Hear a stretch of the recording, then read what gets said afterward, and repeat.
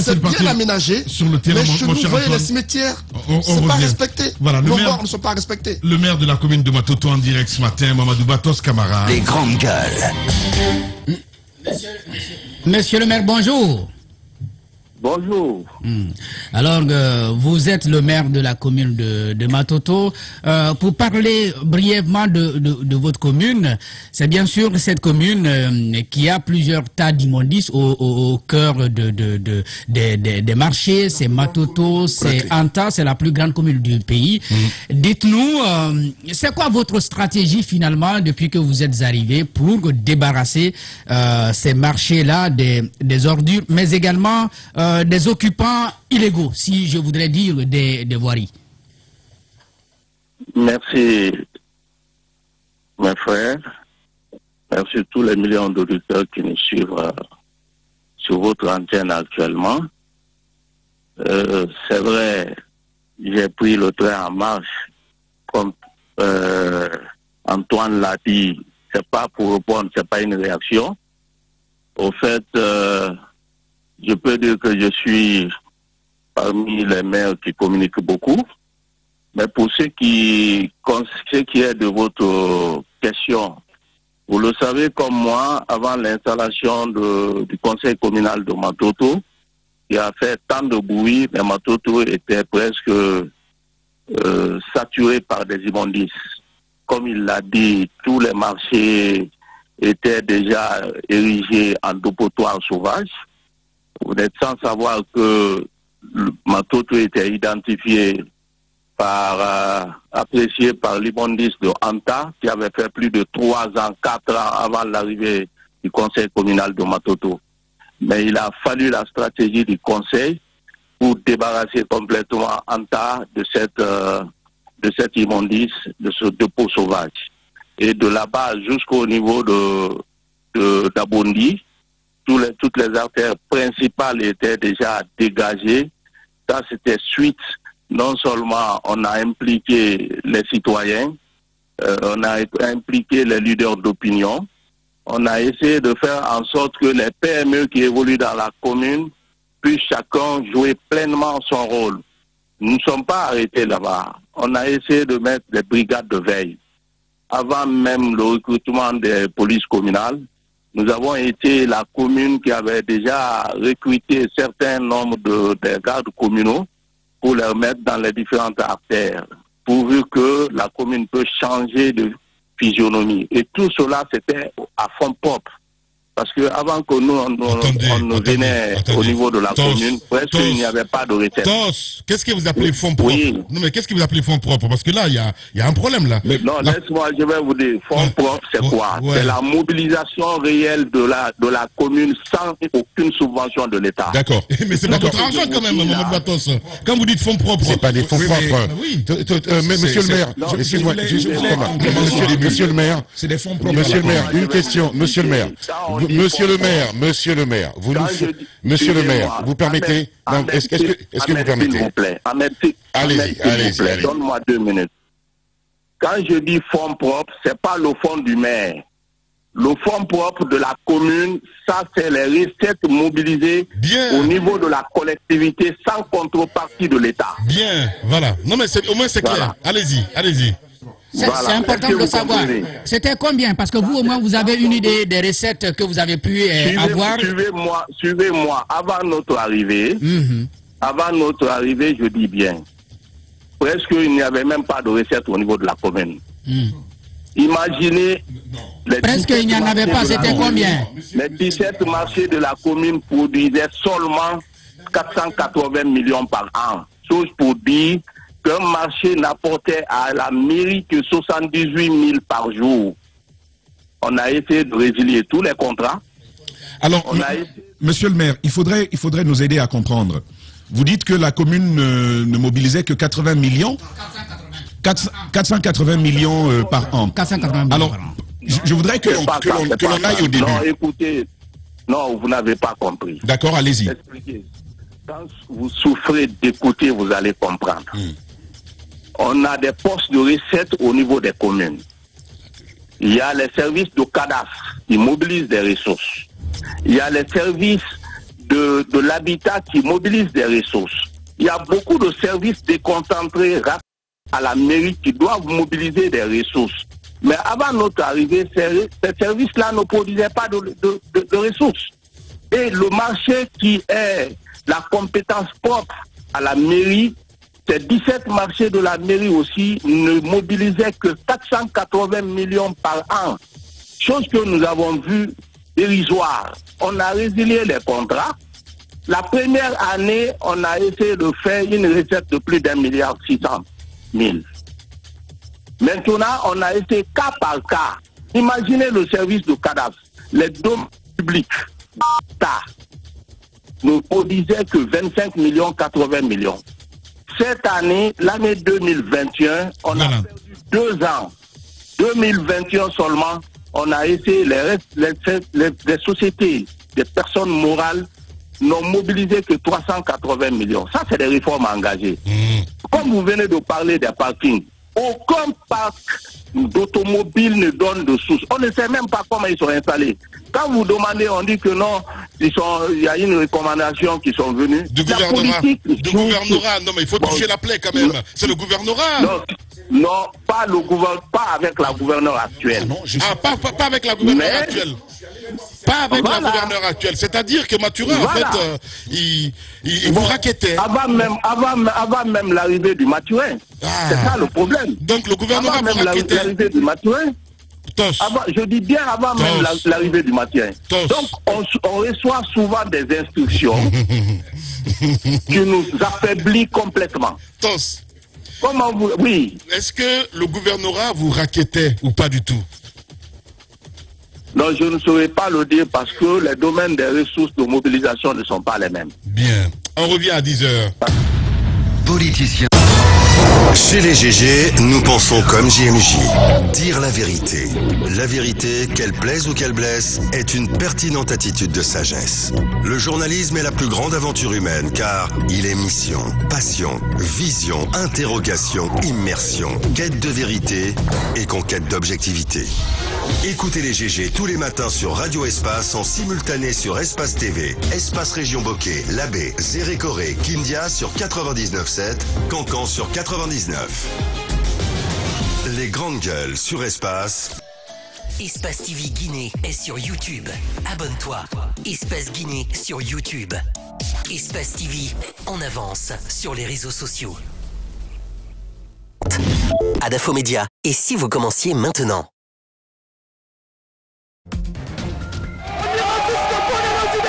Les réactions à Conakry recueillies par notre partenaire d'Espace TV. Radio Espace Guinée. Radio Espace Guinée.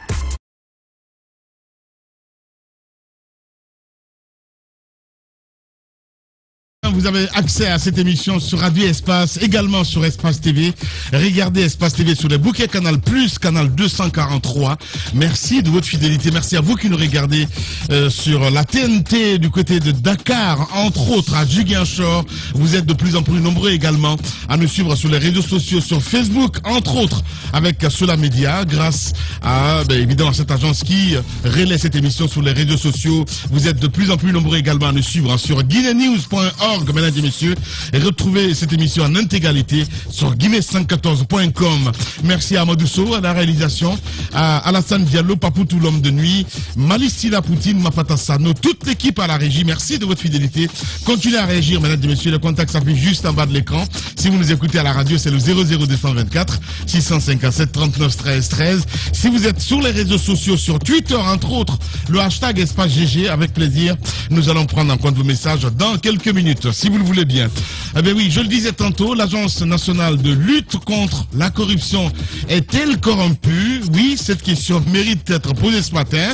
La question vaut désormais son pesant de moutarde. En effet, vous le savez très bien, suite à un décret publié donc lundi, plusieurs directeurs d'entités publiques ont été démis de leurs fonctions. La décision du président de la transition fait suite à des procédures judiciaires ouvertes à leur encontre pour malversation dans la gestion des fonds publics, dit-on. Eh bien, Sekou Mohamed Silla, c'est son nom, directeur déchu donc de l'Agence nationale de lutte contre la corruption et de la promotion de la bonne gouvernance, normalement devait s'exprimer ce matin, mesdames et messieurs, dans cette émission Les Grandes Gueules, parce que c'est important. Et puis, des chiffres à vous donner ce matin en ce qui concerne cette transition avec l'agence l'UGS, eh bien, qui rend les résultats d'un sondage. Nous allons donner évidemment ces chiffres ce matin avant la fin de l'émission. Mesdames et messieurs, continuez à réagir. Nous allons essayer de faire un saut sur la plateforme de 657 39 13 13 avec ce premier message qui nous parvient. Bonjour les grandes gueules, bonjour les lions de la sous-région. Les villageois vivent mieux que les citadins parce que en cas de besoin, ils rentrent en brousse ici à Conakry. Même moi, ça m'a arrivé plusieurs fois et finalement j'ai jugé nécessaire de me patienter parce qu'il faut ça. La ville est très sale. Boularo Barry qui nous envoie ce message. Merci Boularo. Lui il est à Cancan. Il s'appelle Abdul Aziz Ibn Mohamed depuis Cancan qui nous écrit. Bonjour les grandes gueules, bonjour à toute l'équipe. S'il vous plaît, parlez aussi des latrines des universités comme Gamal. Merci. On y va avec ce autre également qui nous écrit Amadou. C'est pas beau ça. Voilà, parce que c'est lui qui sélectionne en fait les messages. Moi je parle aux auditeurs et téléspectateurs comme ça. Bonjour les GG, les toilettes externes de la présidence elle-même au Petit Palais n'a pas de porte et c'est là sans parler donc de sa puanteur. Voilà, donc c'est pas possible. Allez, Jules de Fogo également qui nous écrit. Bonjour les grandes gueules, bonjour à toute l'équipe. Le problème de toilettes publiques est une honte, surtout à Kaloum.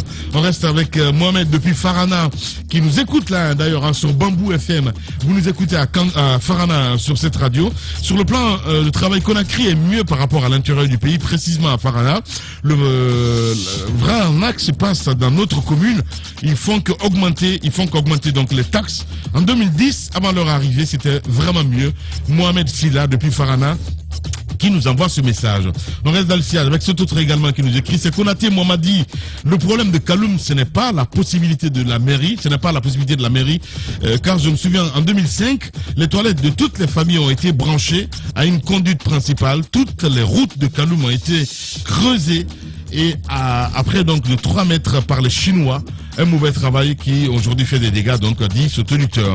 Lui il est à l'abbé. Mamadou Diallo depuis l'abbé qui nous écrit ce matin. Bonjour Lamine, je pense que le bilan de nos communes est mitigé. Par exemple à l'abbé, en plein centre-ville, vous rencontrez les animaux domestiques qui créent parfois d'énormes dégâts et d'embouteillages. Notre mairie n'a pas de bilan. Mamadou Aliou Diallo depuis l'abbé qui nous envoie ce message. Sori Kamara Lobolo depuis Cancan nous écrit. Conakry devrait être normalement l'une des meilleures capitales de la sous-région, vu sa position géographique de tous les espaces écologiques qu'elle contient, mais malheureusement c'est une des capitales les plus sales. Œuvrons ensemble pour une Guinée plus propre, de la petite ménagère à la maison jusqu'au sommet, dit ce toniteur. Merci. Ils sont très nombreux ce matin, évidemment, voilà, à réagir, évidemment, sur le 657 39 13 13. Des maires, évidemment, qui réagissent ce matin. Merci à Famoussa Makadiabi, évidemment, qui nous écrit ce matin. Bonjour Lamine, bonjour à toute l'équipe, que Dieu protège toute personne contre la diarrhée en pleine circulation. En Conakry, tonton, quand même. Allez, on reste dans le sillage avec cet autre également qui nous écrit, évidemment, voilà, c'est qui exactement, voilà, qui dit certes, dans la gestion des déchets, les autorités ont une grande part de responsabilité, mais la population a besoin d'une éducation civique. Vu que personne ne dépose les ordures dans sa maison, il est important que la population comprenne que la rue n'est pas un dépotoir d'ordures et que nous devons tous avoir à l'idée que la propriété de ma ville est une obligation. Docteur Condé, FM, qui nous envoie ce message. Merci. Goulgoul nous écrit ce matin, Goulgoul, le bouillant maire du côté de Télémélé. Bonjour Lamine, c'est le maire Younous Goulgoul de Télémélé. Je voudrais vraiment intervenir sur la salubrité des collectivités. Il n'y a pas de problème. Goulgoul, on va te donner la parole ce matin. Voilà, du côté de Télémélé. Bonjour les grandes gueules, bonjour à Lamine, bonjour à toute l'équipe. Lamine, la mairie de Bouaké manque de vision en termes de mobilisation et de gestion des ressources internes. Elle a démissionné. Partout où elle peut mobiliser des recettes, sa seule vision, c'est le fonds Faudel. Toutes les initiatives communales tournent autour de l'argent destiné aux collectivités. C'est une équipe communale paresseuse, dit ce matin Mamadou Pété Diallo depuis la radio Espace Kakandi. Merci beaucoup, Pété. On reste dans le sillage avec cet autre également qui nous écrit. Lui, c'est Bouka qui nous écrit. Lamine, bonjour. Bonjour d'abord, Bouka. Le budget de la commune de Dabola n'atteint pas 30 millions. C'est la ville la plus pauvre de la Guinée, dit ce auditeur ce matin, Bouka, qui nous écrit évidemment. Voilà, beaucoup de réactions. On va essayer de partir maintenant sur les réseaux sociaux, sur Facebook, entre autres évidemment, avec la bénédiction de Malisila Poutine, évidemment, qui nous relaye les messages de ce côté avec ce beau message sur Facebook avec Kerno Lamarana Diallo, qui nous écrit: bonjour les grandes gueules, bonjour à tous les auditeurs de la radio Espace. Parlant de nos collectivités, de nos collectivités locales, je tire chapeau donc au maire de Dabis, qui avait osé rappeler à l'ancien prophète de Bokeh, Aziz Diop, lors d'une dispute, qu'il est plus légitime que même le PRAC, donc de mettre de l'eau dans son vin. Kerno Lamarana Diallo depuis Kamsar qui nous envoie ce message. On reste dans le siège avec Raïm Banks également qui nous écrit: bonjour les grandes gueules, juste pour dire que toutes les collectivités locales ont des subventions et elles en perçoivent des recettes fiscales qui leur permettent donc sur les questions d'insalubrité, et voilà, qui dit ce auditeur. On reste avec Ousmane le Noble Diallo également qui nous écrit: bonjour les grandes gueules, particulièrement au Turbo, l'insalubrité nous vivons à Conakry est devenue une menace forte pour la santé publique de nos populations. Les autorités doivent fixer un regard sur ce domaine, dit ce auditeur. Merci beaucoup, Poutine. On va rester maintenant avec, évidemment, les civilisés maintenant sur Twitter, évidemment. Voilà.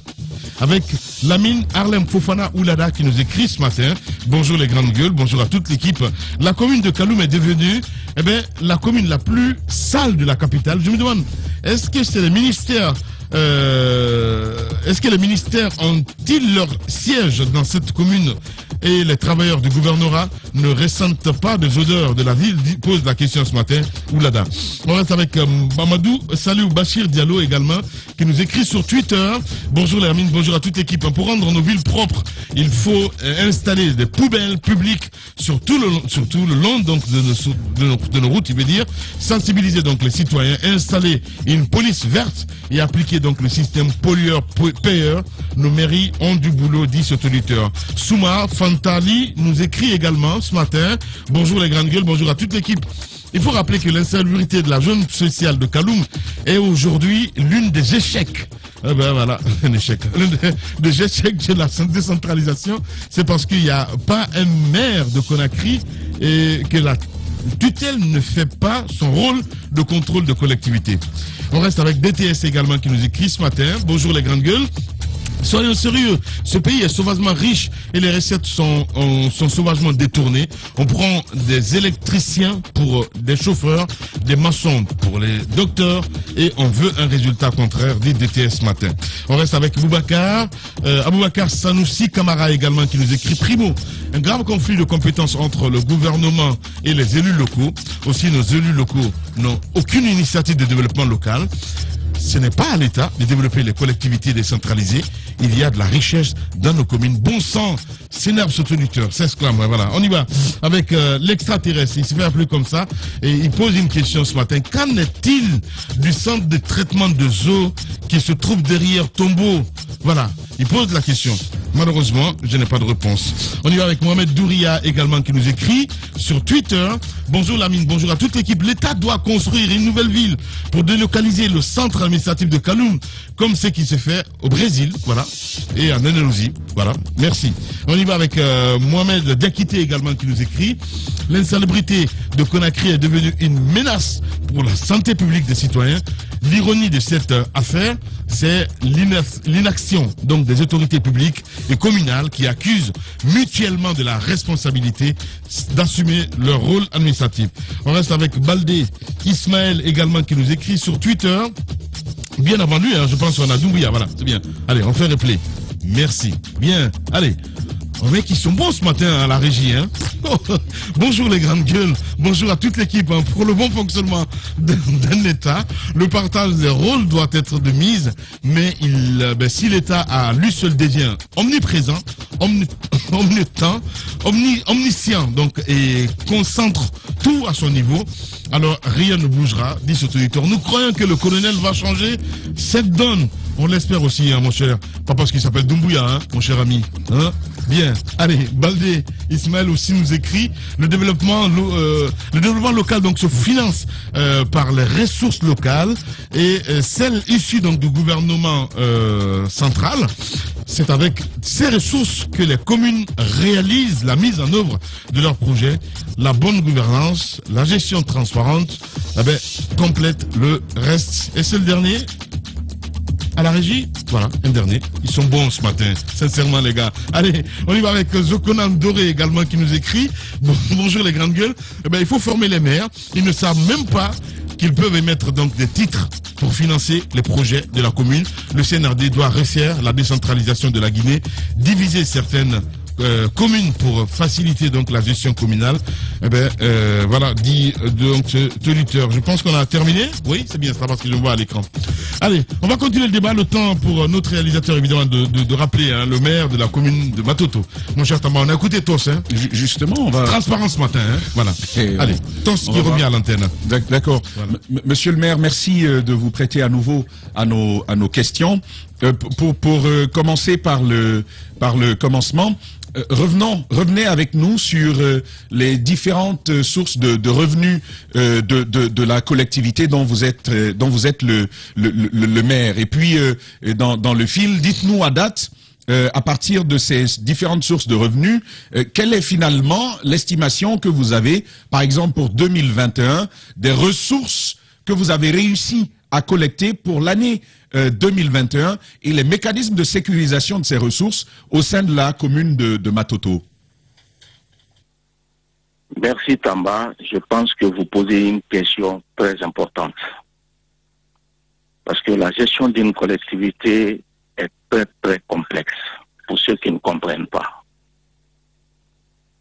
Déjà, comme vous l'avez si bien dit à l'entame, je l'ai dit que avant notre installation, presque, laissez-moi vous dire que rien n'allait au niveau de la commune. Je vous cite cas par cas.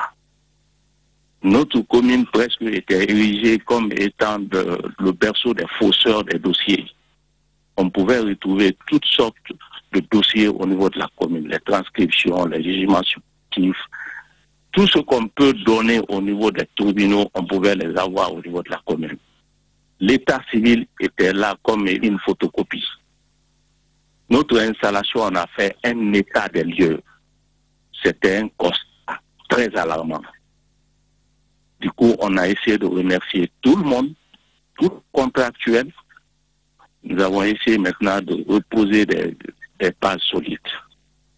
Pour l'état civil, on a essayé au niveau du conseil communal d'envoyer maintenant les récits sécurisés. Monsieur le maire, ça c'est un exercice que vous pouvez faire en conférence de presse. La question qu'on vous a posée, c'est par rapport aux recettes. C'est par rapport aux recettes. Au fait, vous n'êtes pas seul, on veut avancer. On vous a dit combien de recettes avez-vous mobilisé depuis votre arrivée et combien vous avez trouvé? Ce qui m'intéresse surtout après la question, avant la question des recettes, ce sont les sources de ces recettes-là. Quels sont les points, les poches d'où vous tirez vos recettes au sein de la collectivité? Faites l'effort d'être exhaustif, s'il vous plaît. Question précise. Moi, je pense que Jacques Loa est en train d'aller à nos sujets. Vous me dites quelles sont les sources de revenus et les services qui produisent des ressources. Jacques Loa, il faut souffrir d'écouter, pas la passion. Vous allez comprendre. C'est à travers moi que vous allez comprendre, mais pas avec vous, l'ensemble de la population de Matoto. C'est extrêmement important le débat là. Dépassionnons le débat, c'est extrêmement important. Il y a non seulement l'état civil, il y a les marchés, il y a les services de cadastre, il y a l'hygiène, il y a l'abattoir, il y a les droits de stationnement, il y a une partie de mobilisation des ressources. Maintenant, c'est de me dire, avant votre arrivée, est-ce que ces services-là mobilisent les ressources? Point d'interrogation. C'est en cela que vous allez comprendre. C'est pourquoi ce débat-là doit être un débat spécial. Vous m'invitez sur le plateau pour qu'on s'asseye, parce que vous avez des spécialistes devant vous, parmi vous là-bas. Évidemment, c'est ce qu'on va faire. Alors, non, ce n'est pas pour rien, monsieur le maire, que je commençais par poser la question des sources de vos recettes au sein de la commune de Matoto. C'est pour attirer votre attention sur un premier aspect. Il n'y a pas de commune siamoise. Quand je lis ces sources de revenus, ce sont les mêmes que vous allez retrouver à Kaloum, c'est les mêmes que vous allez retrouver à Matoto. Il n'y a pas d'effort finalement sur des sources de revenus qui collent à la réalité de vos ressources locales. Exactement. Parce que chaque collectivité a des spécificités. Dans le cas de Matoto, j'imagine bien qu'on aurait pu imaginer une autre source de revenus qui ne soit pas simplement un calque des sources de revenus traditionnelles que l'on retrouve à l'intérieur du Code des collectivités. C'est là-bas maintenant vous comprenez. Quand vous prenez le Code de collectivité, tous les domaines de compétences dévolus à la collectivité aujourd'hui, la plupart, on n'arrive pas à mobiliser des ressources compte tenu que l'administration publique joue sur la décentralisation. Parce qu'avant notre arrivée, on constatait que un département peut agir directement à travers son service déconcentré sans passer par le maire. Et chose qui est anormale. Au niveau de Conakry, les maires sont les tutelles rapprochées des services déconcentrés. Mais le plus souvent, il y a des choses qui se passent sans que le maire ne soit au courant. Donc, ces pratiques-là, il a fallu maintenant... Excusez-moi de vous interrompre. Attends, excuse-moi, Maf. Tos, excusez-moi de vous interrompre. Il y a une question qui vous a été posée qui est très claire. Alors, on va plutôt la spécifier. Vos domaines de compétences... Alors, on va la poser. Vos domaines de compétences en termes de collecte d'impôts locaux sont très clairs et définis par la loi. Je vais vous en donner deux et s'il vous plaît, donnez-nous des chiffres précis. Quels sont aujourd'hui vos sources de revenus en termes de taxes foncières et de taxes d'habitation? Ça, c'est simple comme question. On va pas me faire mal à la tête à nos auditeurs. Répondez, s'il vous plaît, en termes de chiffres. En termes de chiffres, taxes foncières et taxes foncières et taxes d'habitation. Quels sont vos revenus? Actuellement, laissez-moi vous dire que depuis que nous sommes venus, aucune taxe d'habitation n'a été mobilisée dans aucune collectivité de Conakry. Chose pour dire, même si on mobilise, on attend que la rétrocession qu'on donne aux collectivités. Pour le moment, ça fait 3 ans, on ne voit même pas la couleur des taxes foncières. Pour quelles raisons? Où sont les carences? Pourquoi? Où sont les manquements? Comment se fait-il qu'un maire d'une commune aussi importante que vous, que la vôtre, ne puisse pas collecter des taxes? Laissez-moi, je pense que à travers cette émission, vous allez comprendre que le ministre du Budget vient de prendre un acte que cette année, les taxes foncières seront mobilisées cette année. Après 3 ans de retard qui étaient déjà confisqués au niveau de la présidence du régime passé. Wow. Avec le projet PANG, ils ont engagé des réformes, ça fait 3 ans on ne mobilise pas. C'est cette année le ministre du Budget, avec l'arrivée du CNRD, qu'ils ont essayé de mettre ça maintenant en marche.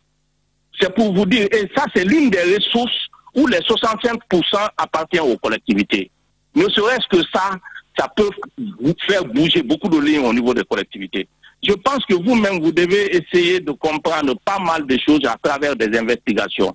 On a des sérieux problèmes.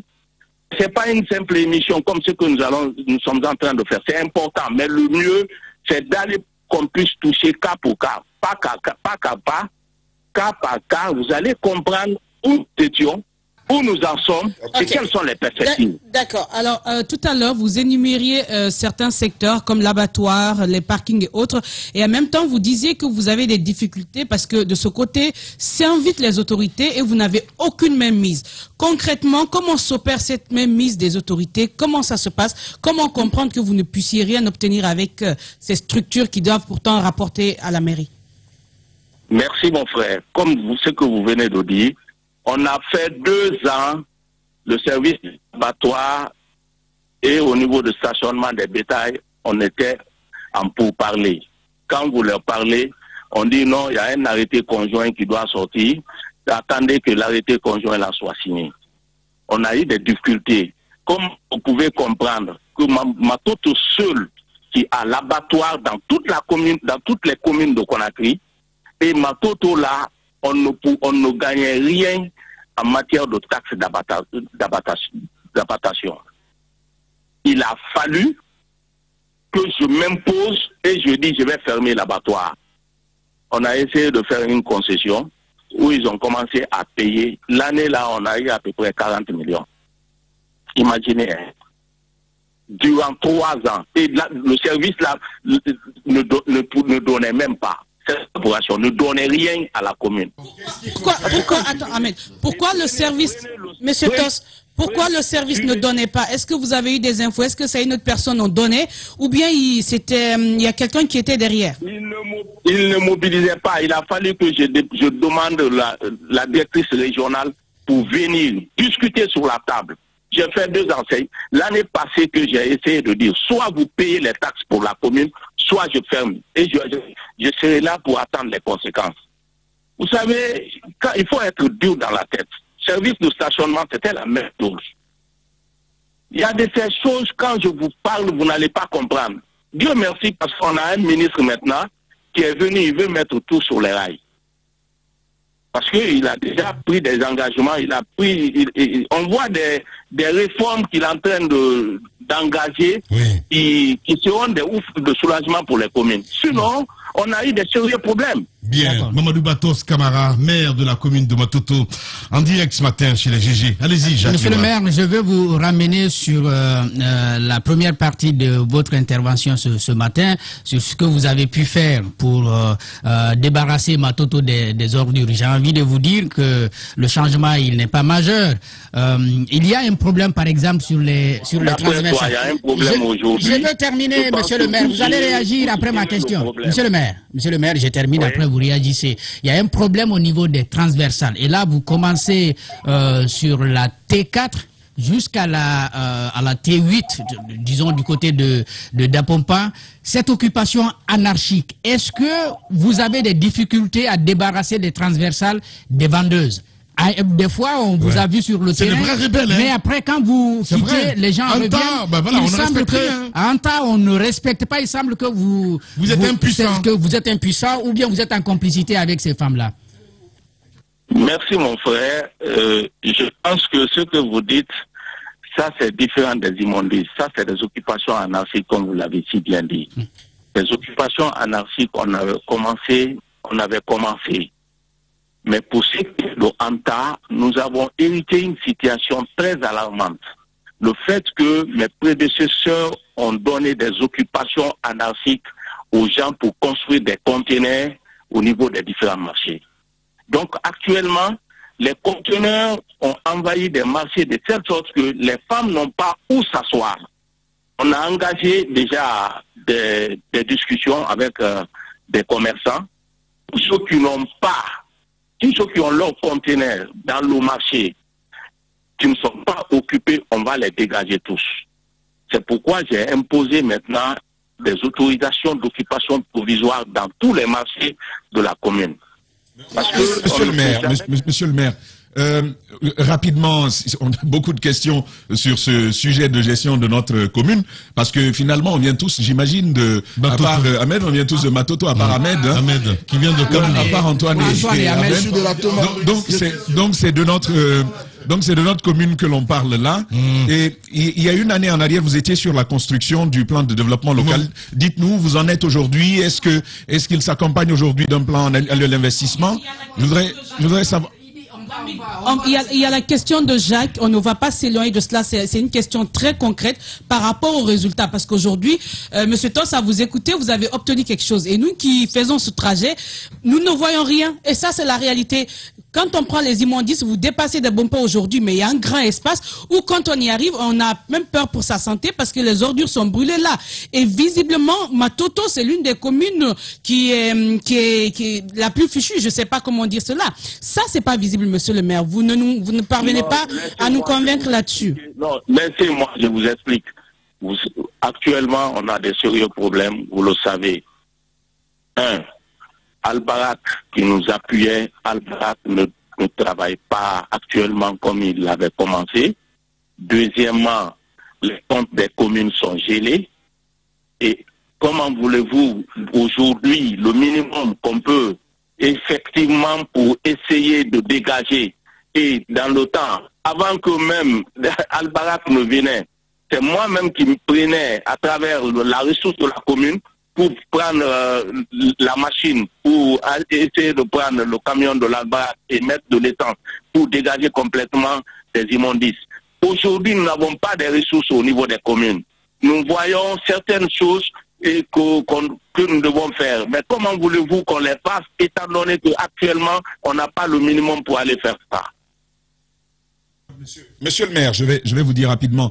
Je vous posais la question du financement du plan de développement local. Est-ce qu'il est déjà d'ailleurs réalisé ce plan? Actuellement, comme on a fait un entretien ici chez moi, nous sommes à 80%. On attend comme ça le FORA pour que effectivement qu'on vienne pour essayer de faire la restitution avec non seulement la société civile, les élus locaux et les conseils communaux, pour essayer de faire le FORA. Les grandes gueules. D'accord. Ce FORA-là et finaliser le PDL. Donc vous parlez d'un FORA de restitution, une assemblée de restitution du PDL. Vous êtes là depuis combien de temps? Le plan de développement local, il n'est pas encore prêt. Non, au fait, vous n'avez pas compris. Oui, le plan de développement local, on peut être à 80%. Le plus important, si vous identifiez, vous faites déjà les diagnostics socio-économiques, vous avez déjà une idée pendant 5 ans ce que vous devez faire. Les autres là, c'est les formalités pour la fin, pour finaliser la situation. Mais déjà, le plan annuel, vous pouvez tirer le plan annuel dans les 80%. Je suis d'accord avec ça, monsieur le maire. Mais quand même, un PDL, c'est quand même la vision que vous nourrissez pour votre collectivité. 3 ans, reconnaissez avec moi que vous avez traîné. Non, écoutez, si vous dites on a traîné, vous avez raison. Prenez la statistique, peut-être avec l'ANAFIC dans les 337 communes. Je ne dis pas le contraire. Mais ici, il faut essayer de voir quelles sont les communes qui sont à 80%. D'accord, on ne se compare pas. Non, monsieur le maire, vous n'allez pas nous ramener à se comparer à des communes qui font le canard. Ce qui se passe, c'est qu'en 3 ans, c'est quand même beaucoup de retard. Mais je vous amène à cette question. Ce sera certainement ma dernière pour ce débat. Vous criez, non, pour moi, enfin, c'est ma question. Alors, vous pleurez assez sur la question des ressources. Partout, on pose une question et il y a des difficultés en termes de ressources. Vous savez, monsieur le maire, très bien qu'ailleurs, les collectivités financent l'activité économique, les collectivités financent des activités sociales, des activités solidaires. Il y a même de l'innovation dans l'économie sociale et solidaire aujourd'hui, auxquelles finalement les collectivités prennent part. Comment financez-vous le développement économique au sein de votre collectivité? Comment financer? Parce qu'il y a des mécanismes que l'on peut construire autour de la gestion des ordures, autour de l'entrepreneuriat. Est-ce que vous avez un tel plan, un système finalement pour imaginer des mécanismes pour financer cela et donc développer des ressources, produire des ressources qui vont être réinjectées dans l'animation de la collectivité? Les grandes gueules. Merci Tamba. Je voudrais d'abord que vous retenez quelque chose, que la décentralisation dont on parle, c'est pas effective en Guinée. Il faut que vous retenez ça. Il faut avoir le courage de dire la vérité. La décentralisation n'est pas effective. On parle de la décentralisation. Mais est-ce qu'elle est effective? Finalement, ça n'a rien à voir. Je vais vous dire, la question que je pose, finalement, n'a rien à voir. Il s'agit, par exemple, de mener un travail de réflexion, de constater quelles sont vos principales ressources, peut-être les échelonner, et puis sur cette base, définir un mécanisme. Ça se fait ailleurs. Vous entendez fonds de soutien à l'agriculture, fonds local de développement de l'artisanat, ainsi de suite. Ce sont des choses que les collectivités peuvent faire et imaginer un mécanisme de financement local de ce fonds-là. C'est pourquoi je parle de mécanisme de financement de l'économie locale. Vous pouvez faire appel à des partenaires, notamment extérieurs, via la coopération décentralisée. Qu'est-ce qui se fait du côté de Matoto pour ces questions-là? Pour ce qui est de là, je pense qu'on a eu à faire beaucoup d'avancées au niveau de la commune. en matière non seulement d'investissement et appui aux femmes. L'année passée, on a essayé de faire une formation. Les femmes conseillères ont donné des formations aux femmes pour leur propre autonomisation dans la saponification et dans les teintures. Actuellement, on a un site identifié dont on a inscrit dans le PAI de l'année passée où on devait construire un centre de saponification et de teinture pour les femmes après leur formation. Ça, c'est un. En matière de santé, on a dit on est en train de réaliser un projet de centre de santé où actuellement on a 100 tonnes de ciment et on a fini déjà des agglos de 16 000 briques. Cette année, l'année passée, on devait pour commencer à la fin de l'année à commencer à faire ces projets, mais on est tombé dans la nouvelle, dans une autre situation. Donc cette année, on a inscrit, on doit inscrire dans le PAI de cette année par rapport à ces projets. On a eu à faire des forages dans les quartiers, une dizaine de forages dans les quartiers et dans les marchés, chose qui est normale. On a fait des dalettes aussi dans certains marchés et on a renouvelé certains hangars. On a eu à faire beaucoup de choses, mais tout c'est pas ça. Au niveau de la commune, on a essayé de faire l'extension des bureaux parce qu'on a trouvé ici qu'il n'y avait même pas de bureau au niveau de la commune.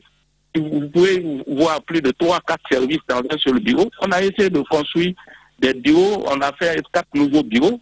On a essayé de reprendre la rénovation complète de la mairie. Et on a encore essayé de tendre la main à certains opérateurs économiques qui peuvent venir pour qu'on puisse vraiment faire des projets qui peuvent nous accompagner.